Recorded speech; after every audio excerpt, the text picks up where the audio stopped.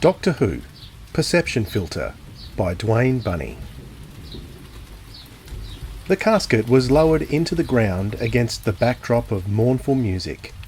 The sniffles of snotty noses and the patter of raindrops gently falling on umbrellas and grassy earth could be heard inside this bubble of sadness.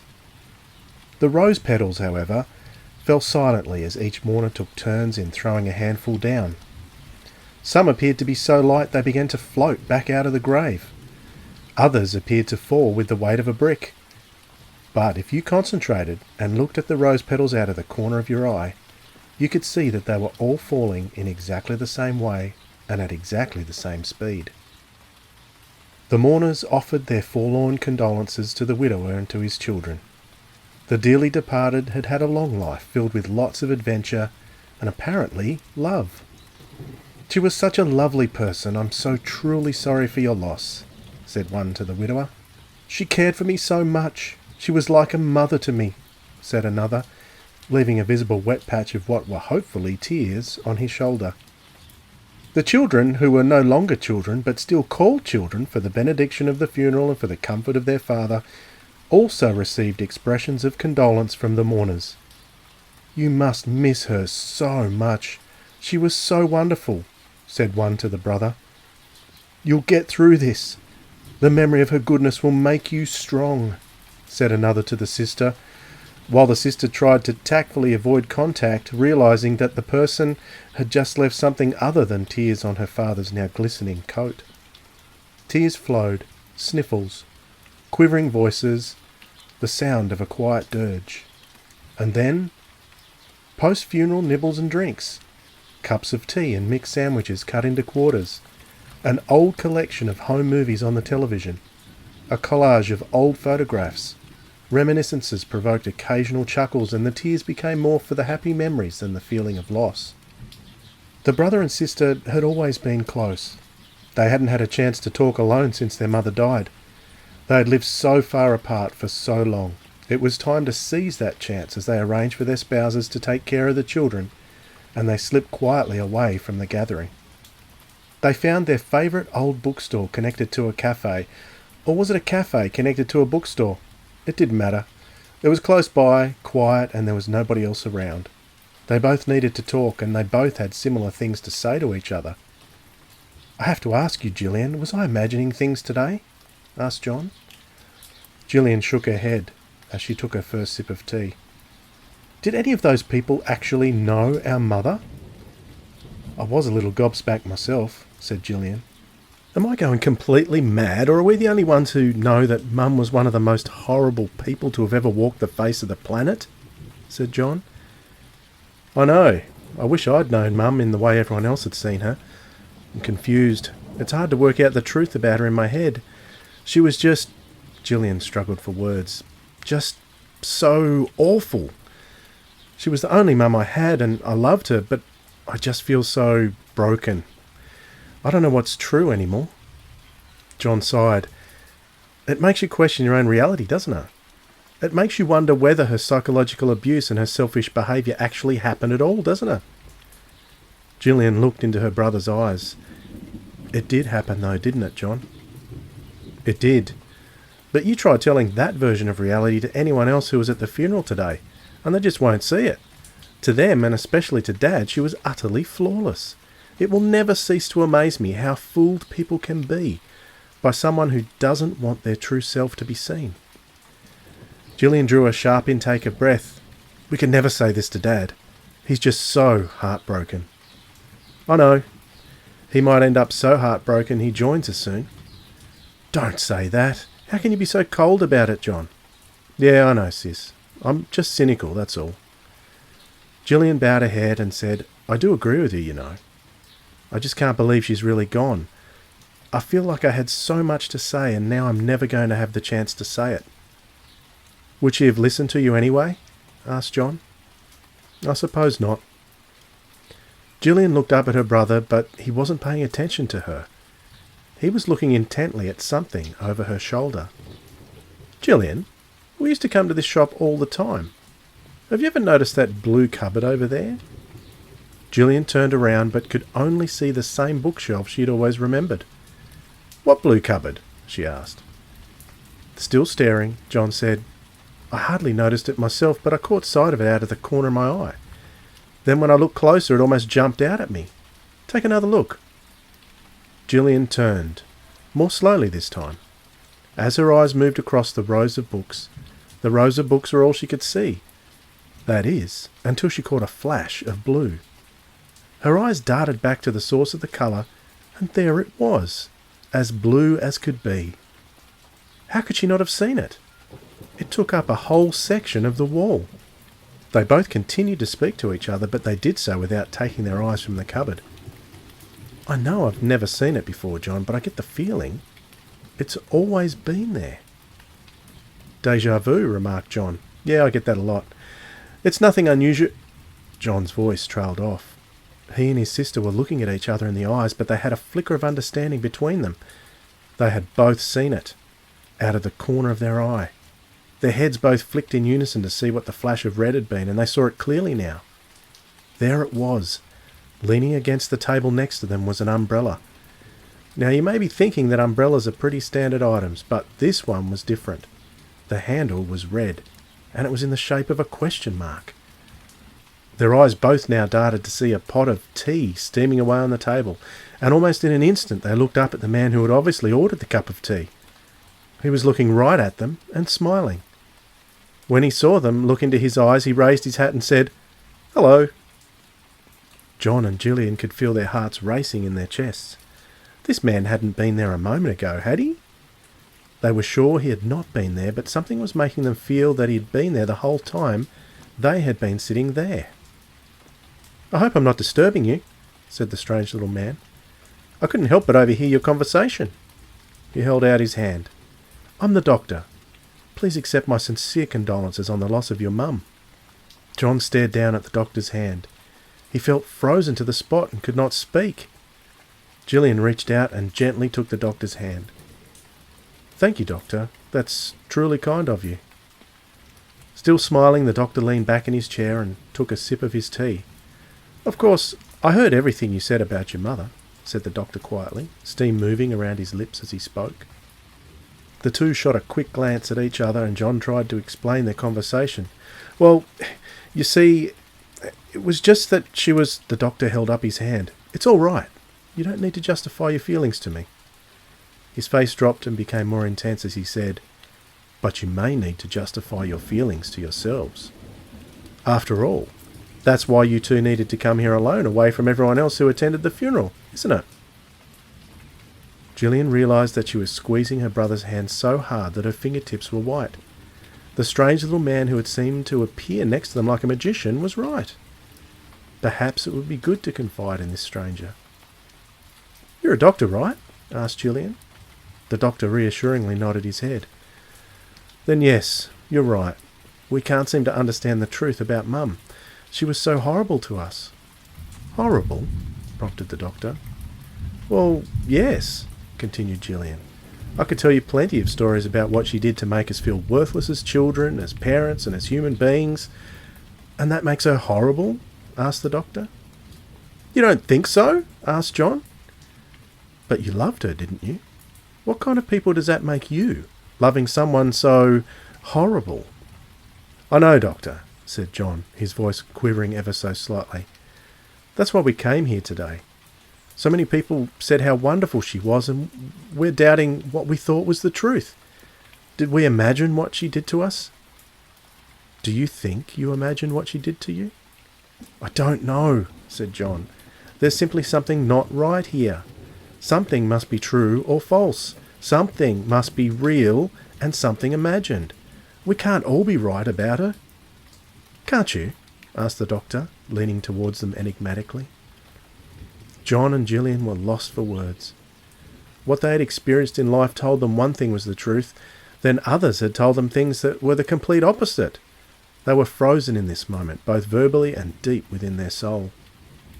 The doctor took a quick final sip of his tea and suddenly jumped out of his chair, picking up his umbrella. "Come on," he said, offering a kind hand to Gillian. "Both of you. Come with me. I want to show you something." Gillian hesitantly took the doctor's hand and stood up. John was not so easily led. As he began to protest, the doctor said, "It's all right, John. It's just over here. These blue doors had you two flummoxed a moment ago." John rose from the table and followed his sister and the doctor to the doors, who was now fumbling in his pocket. John looked at the panels at the top. They read, "Police Public Call Box." But before he could ask any more questions, the doctor let out a cry of glee, held his key in the air and slipped it into a keyhole. Immediately, the blue panels, which John could now clearly see were doors, opened, and the doctor led Gillian through. The doctor turned back to John and beckoned, "Come along, John. You'll want to see this."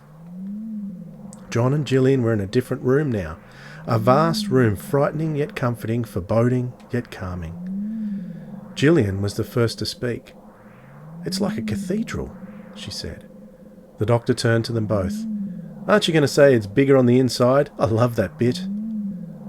John, still taking in his surroundings, said, "Bigger on the inside? What do you mean, Doctor?" "Oh, of course," said the doctor. "I've had the Tardis parked to make it blend in with the bookshelf. It just looked like a pair of doors leading into another room. Well then, let's just call this my consulting room." By now, John and Gillian had reached the centre of the room. They were transfixed by the dials and switches on the multifaceted desk before them, the clicking and whirring noises coming from within it, and the single column rising from the centre of it reaching to the ceiling. "What is this place?" asked Gillian. "I told you," said the doctor. "It's called the Tardis. Today I'm calling it my consulting room." The doctor looked back to where they entered the room. "We can go back through those doors and consult any time in history and any point in this universe, or any other number of universes for that matter." Gillian's eyes widened. "Are you saying this is a time machine?" "Time and space machine, my dear," corrected the doctor. John's mouth had just about started working again from the drop position it had been in from the moment he'd entered the Tardis. "Are you insane, Doctor? Why are you telling us this nonsense?"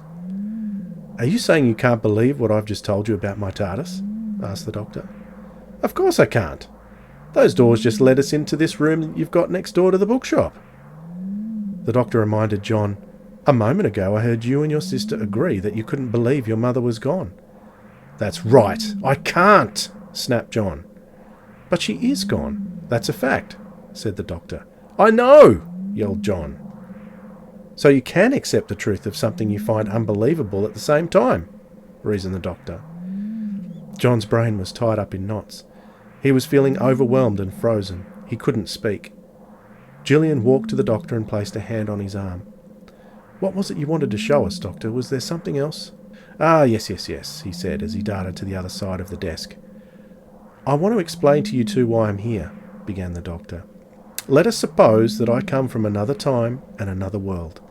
He held up his hands. "Now I know that's something I'm expecting you to believe at face value and rather more quickly than others who have come through those doors, but please hear me out."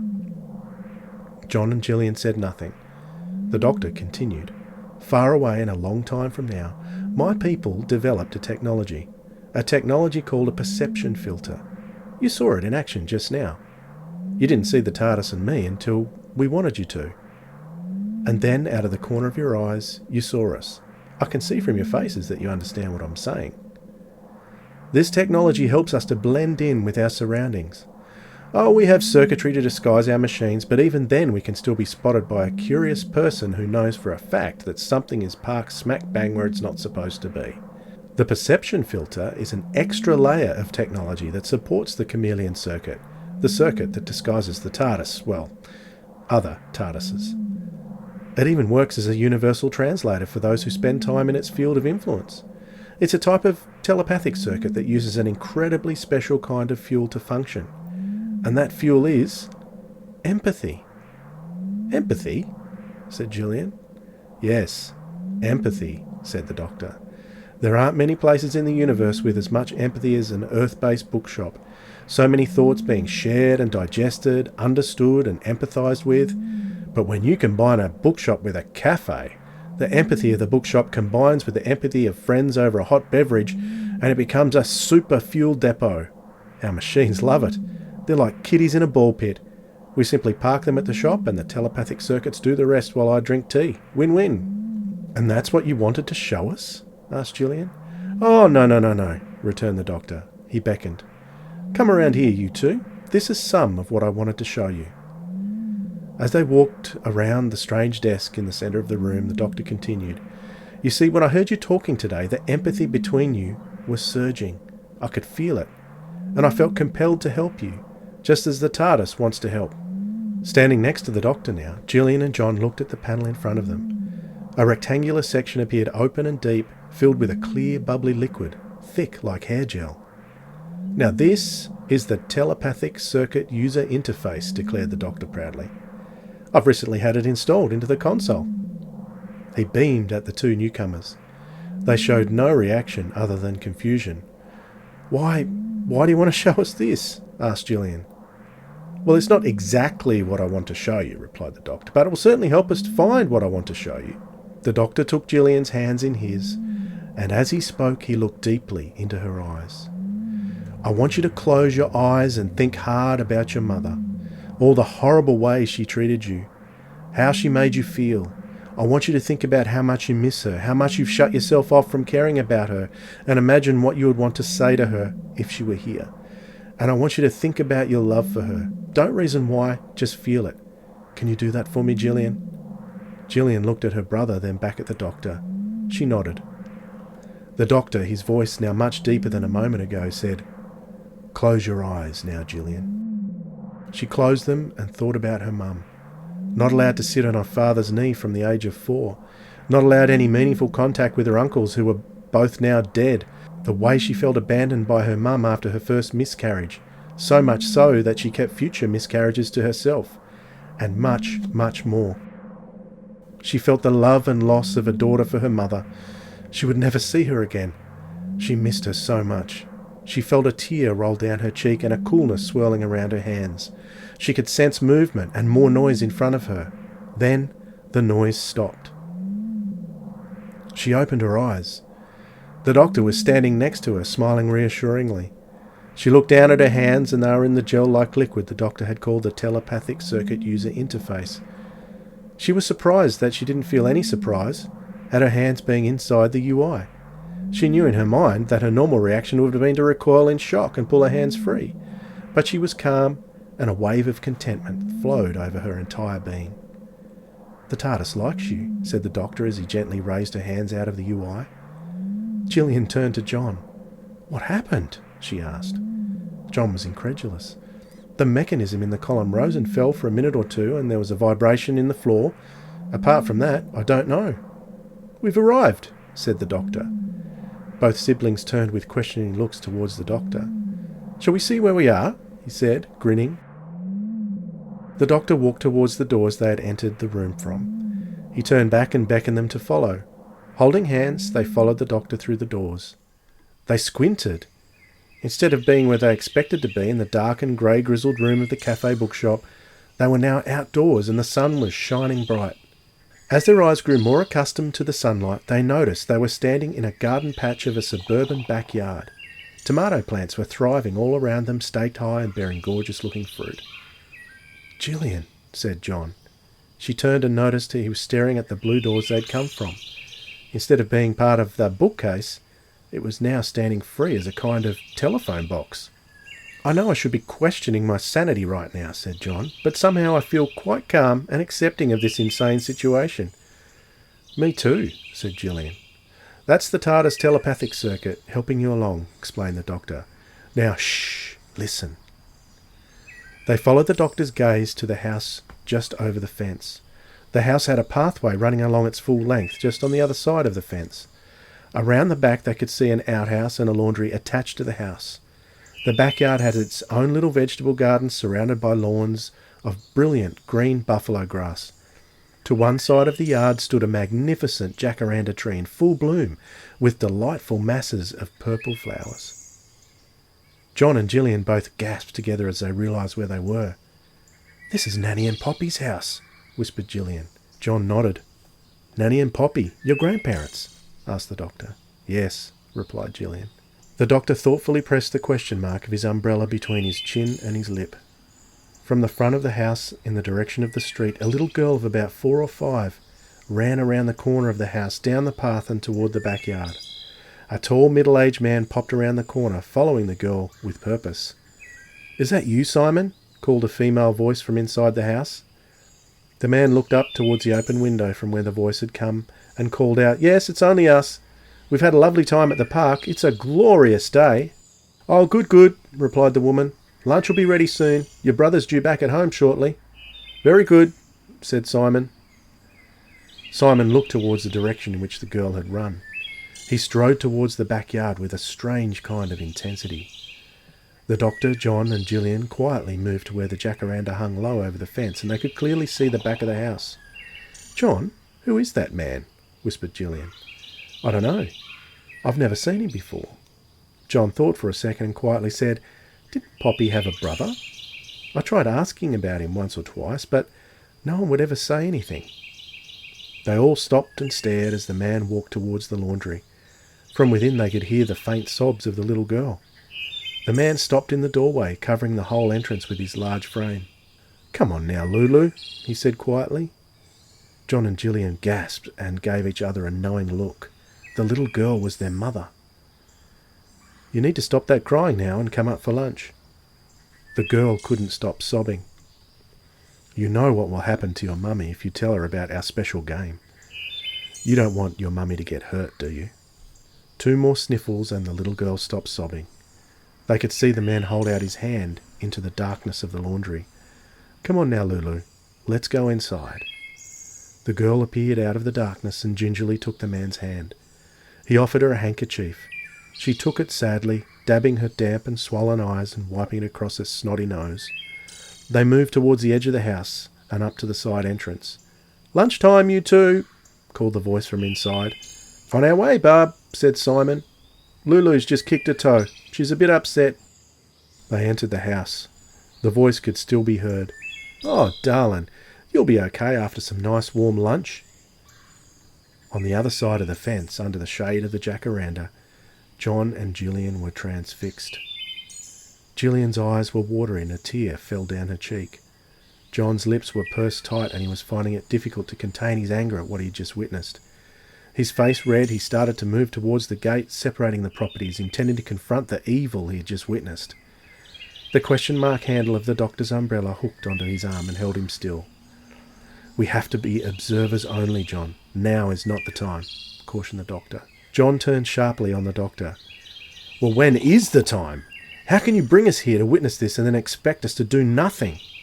"I'm not saying you shouldn't be angered by this, John," said the doctor. "I truly am not. But this is literally not the time. It's the year 1950 and no one in this society is ready to comprehend this sort of evil. You must trust me. We're not here to stop what has happened to your mum." "Then what are we here for?" hissed John through gritted teeth. "Empathy," said the doctor. John and Gillian both understood. All these years throughout their lives and the life of their mother, a penny had been in the air. Now that penny had dropped. It explained so much. "Your turn now, John. Let's go," said the doctor as he made his way slowly and gently through the vegetable garden and back to the Tardis. Gillian took John's hand and followed the doctor as she wiped tears away from her face with her sleeve. Inside the Tardis, the doctor allowed John and Gillian a few moments to recover. They couldn't even speak about what they had just seen. He approached Gillian, put a kind hand on her shoulder and looked her straight in the eye. "Now do you understand a little better why your mum was so obsessed with keeping male attention away from you? She didn't mean for it to hurt or confuse you like it did. She was trying in her own way to protect you." Gillian nodded. "Now, John, you know the drill. Come over here to the UI," said the doctor. "I'm not sure I can face something like that again, Doctor," said John. "If you want to be at peace, now that your mum is gone, you must, John. Come along now." John took a deep breath and let out a long sigh and followed the doctor to the UI. He took hold of the doctor's outstretched palms. "Now, John, close your eyes. I want you to think about how horrible your mum was to you, how she made you feel, the way her treatment makes you despise yourself. I want you to think about how much you love and miss her too. Now." John closed his eyes and thought about his mother, how embarrassed he was by her intensity in social situations, how she'd kicked him out of the house when he received bad school reports, and how badly she had treated his girlfriend before they got married. He thought about her refusing to attend his wedding and how much anger he felt towards her, and her attitude to spending all her money, openly admitting that she wasn't going to let the kids get anything when she died. And then he remembered how she taught him to iron, how to cook and how to sew, and how he saw her face every time he did any of those things. He missed her so much. And then he opened his eyes. He looked down at the UI and his hands were still in the gooey liquid. He removed them and felt an extra sense of calm wash over him. The doctor was still standing by his side, smiling. "How was that, John?" asked the doctor. "Well, to tell you the truth, it was rather pleasant," said John.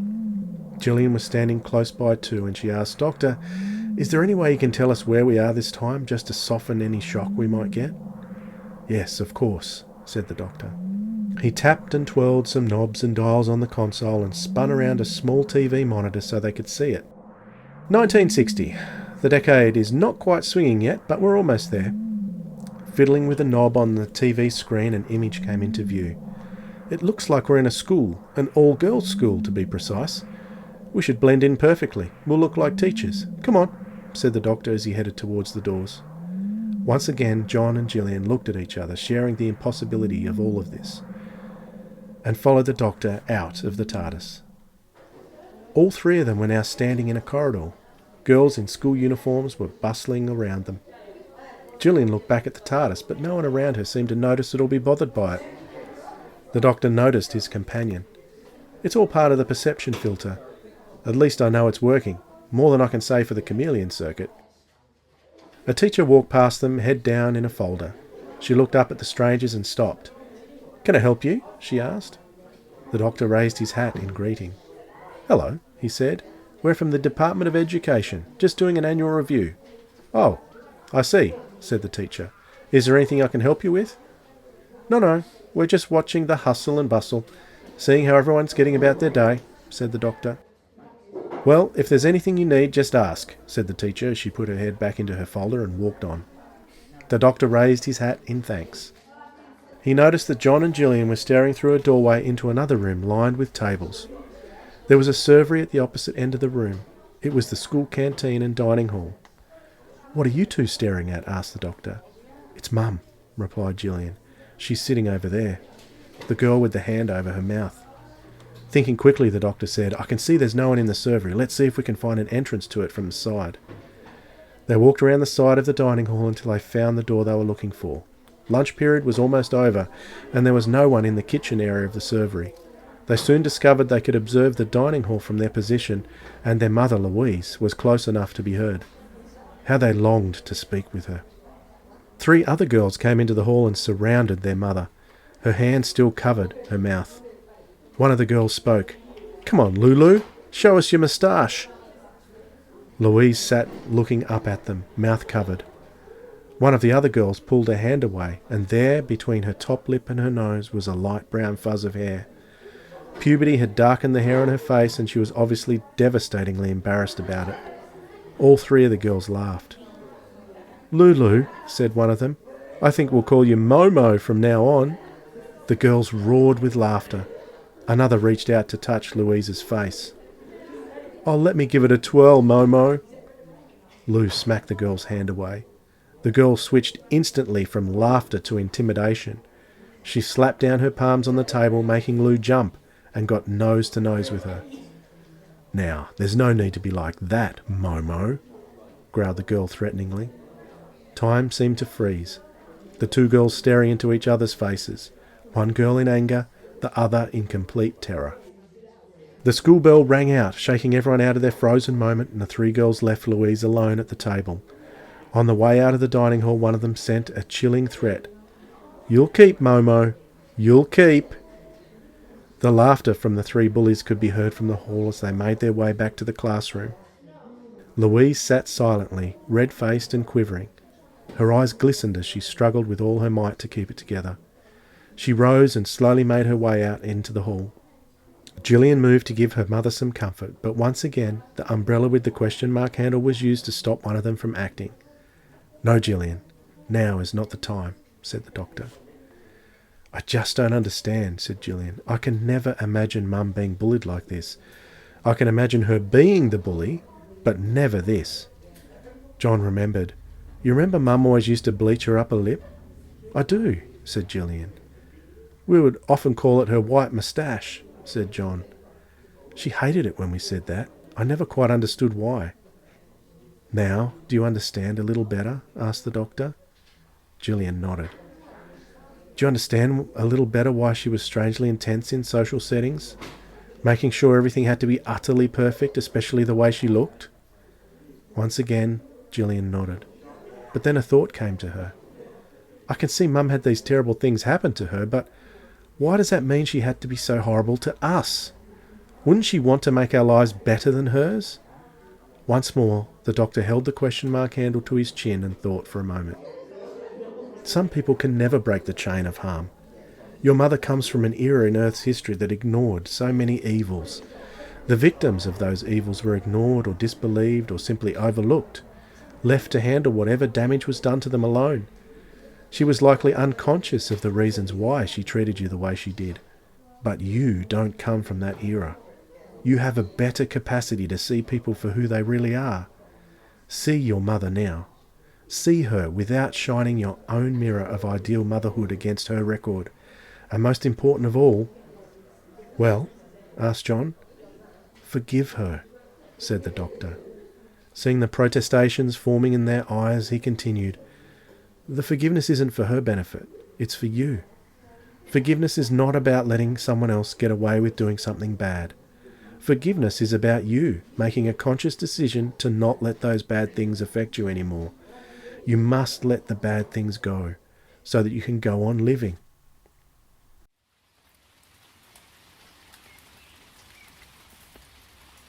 The cafe with a bookstore attached, or was it a bookstore with a cafe attached, was keeping its patrons safe and warm from the grey, pattering rain outside. 3 customers sat near a window sharing a pot of tea. An umbrella with a question mark handle was leaning against the table. Well, Doctor, said John, I must say I'm still feeling exceptionally calm considering how ridiculous all of this is. That'll be the telepathic circuits giving you a warm dose of acceptance and contentment, replied the doctor. He rose from his chair, picking up his umbrella. Well, I think the perception filter should have a full tank of empathy by now. Just remember, there's often so much more to experience than truth or lies, black or white. Our own perceptions are often filtered with the wrong type of fuel. Bad experiences from the past, hurt feelings, anger and injustice. To have our own perception working properly, we need a good, healthy dose of empathy. I hope you too have a little more than when you came in here earlier. John held out his hand and the doctor shook it. We certainly do, Doctor, thank you. Gillian threw her arms around the doctor and squeezed him tightly. He teetered slightly under the force of the cuddle but regained his step. Thank you so much, Doctor. It was good visiting your consulting rooms, but somehow I don't think you're the kind of doctor we initially imagined you to be. The doctor held a finger to his lips. Shh, don't tell anybody, he implored. They all giggled happily for a few moments. Then Gillian said, You seem to know what we needed today, Doctor. Have you been through this too? Oh yes, said the doctor.